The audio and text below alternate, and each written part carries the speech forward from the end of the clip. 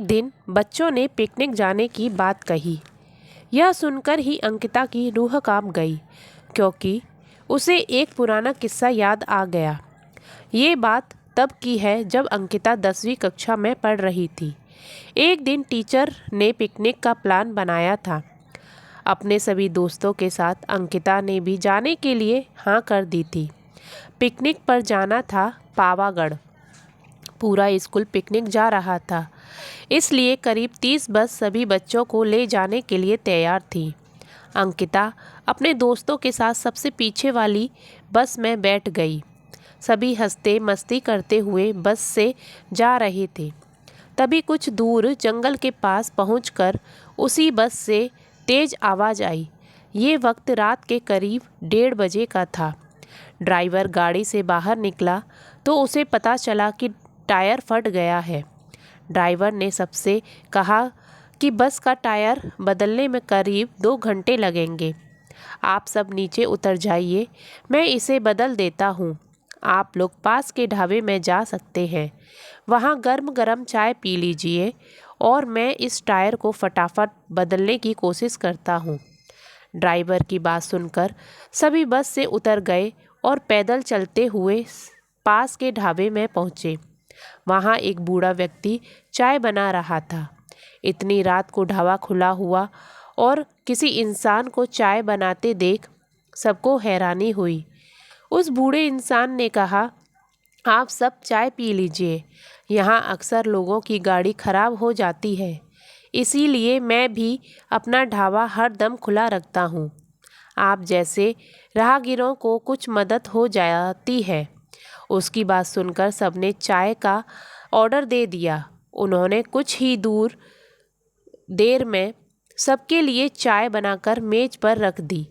चाय पीते हुए अंकिता की आंखें एकदम ढाबे की छत की तरफ गई।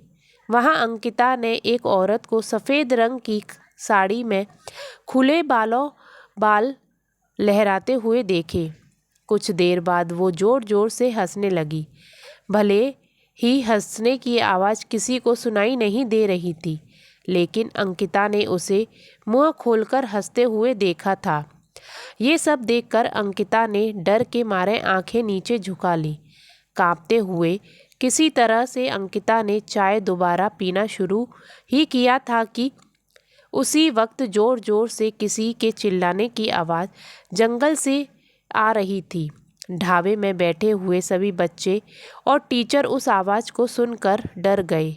सबको डरा हुआ देखकर उस बूढ़े इंसान ने कहा कि मैं देखकर आता हूँ क्या हुआ है, आप लोग यहीं बैठे रहो। इतना कहकर वो आवाज़ की तरफ बढ़ गया। तभी एक लड़की को खून की उल्टी लगातार होने लगी।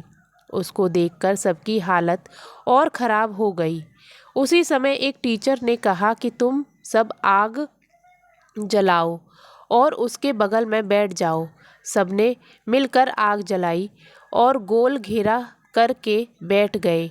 टीचर ने सख्त लहजे में सबसे कह दिया कि अकेले कोई नहीं जाएगा। वैसे भी सब इतना डरे हुए थे कि अकेले कहीं जाने की हिम्मत हो ही नहीं सकती थी। आग के पास बैठे बैठे 3 बज गए। तब कहीं जाकर वो बूढ़ा इंसान जंगल से लौटकर आया।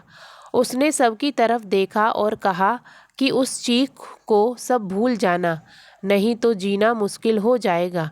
इतना कहकर वो ढाबे के अंदर चला गया। तभी ड्राइवर भी टायर बदलकर बस लेकर ढाबे के पास पहुंचा। सभी लोग भगवान का नाम लेते हुए उस बस में बैठ गए। टीचर ने बस में बैठते ही सबको कहा कि कोई एक दूसरे से बात नहीं करेगा, सीधे सब सो जाओ। टीचर की बात मानकर सब चुपचाप बस में ही सो गए। इसके बाद पिकनिक स्पॉट पर पहुँचे और करीब 1 हफ्ते बाद घूमकर आ गए। पिकनिक में किसी ने दूसरे बस के बच्चों से उस रात के बारे में कुछ नहीं कहा, क्योंकि टीचर ने मना किया था। लेकिन पिकनिक से लौटते ही सबने अपने दोस्तों और दूसरी क्लास वालों को इस भूतिया घटना के बारे में बताया। आज पिकनिक का नाम सुनते ही यही भूतिया ढाबे की कहानी अंकिता के मन में आ गई और बच्चों को पिकनिक भेजने से उसे डर लगने लगा।